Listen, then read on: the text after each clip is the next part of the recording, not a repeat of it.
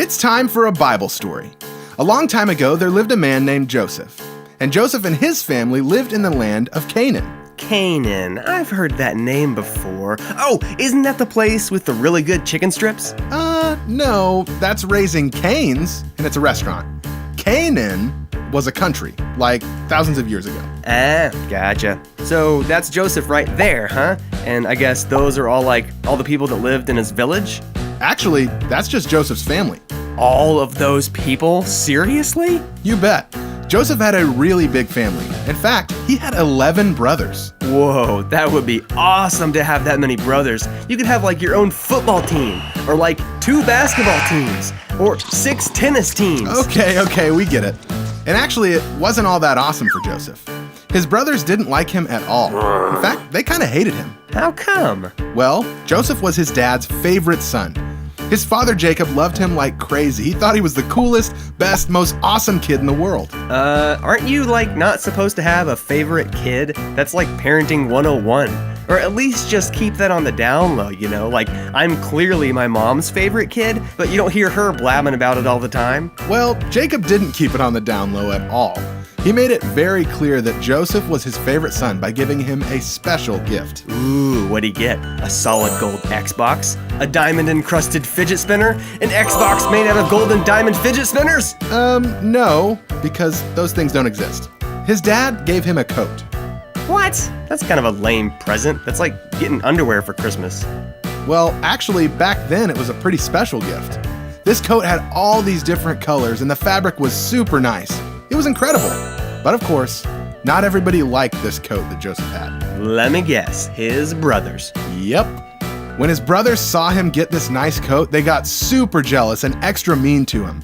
But then, something happened one day that made it a lot worse. What happened? Well, Joseph started to have some interesting dreams at night while he was sleeping. And these were different than any dreams that he'd had before. Ah, classic case of the old weird dream, huh? Been there. One time, I had this dream that my hands were feet, and my feet were hands, and I had mouths on my knees. Yeah, I'm gonna stop you right there. That's super weird. Joseph's dreams were not like that at all, but they were still pretty interesting. One night, he dreamed that he and his brothers were working in the field collecting wheat, when all of a sudden, Joseph's bundle of wheat stood up tall, and the bundles that his brothers were collecting all bowed down to it. Whoa. I mean, that's a pretty weird dream. Well, at least he didn't have mouths on his knees. Yeah, you got me there. Another time, Joseph dreamed that the sun, the moon, and 11 stars all bowed down to him. I'm sensing a theme here. Something about things bowing down to Joseph. But what could it mean? Well, here's the deal. These dreams weren't just random. They actually meant something, and they came from God. God gave Joseph those dreams to tell him something, to show him that he had big plans for his life. So what happened next? Well, after Joseph had those dreams, he told his family all about them. Probably not the best idea, dude. Your 11 brothers don't really like you. They probably don't want to hear a dream about them bowing down to you. Did it, make them mad? Oh yeah.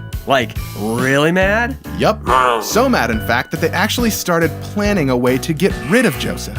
They thought about just killing him. Yikes, that escalated quickly. But then they came up with a way to get rid of him and make some money at the same time. Man, these guys are some serious jerks. No kidding. They all ganged up on Joseph, ripped off his fancy coat, and threw him in a well. Later, a caravan passed by and they pulled him out of the well. Oh, thank goodness. And sold him off as a slave. What? Come on, man. They laughed and counted their money as Joseph was carried off by the slave traders, headed for a life of backbreaking work in a strange foreign land. Man, that's rough. Then, to cover their tracks, they all made up a story to tell their dad. They took Joseph's fancy coat, ripped it to shreds, and put animal blood all over it. They showed it to their father and said that Joseph was killed by a wild animal. And he believed him? Well, yeah. Man, these brothers are just the worst. Never mind, I don't want to be on a football team with these guys. You ever scored a touchdown or made a good play? They just try and kill you. I wouldn't be surprised. Jacob was heartbroken about Joseph.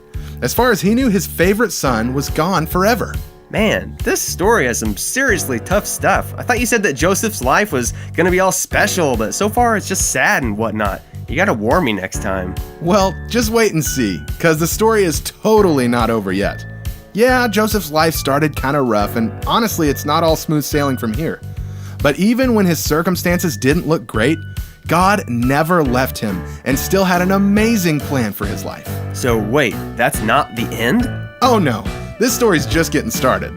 To be continued?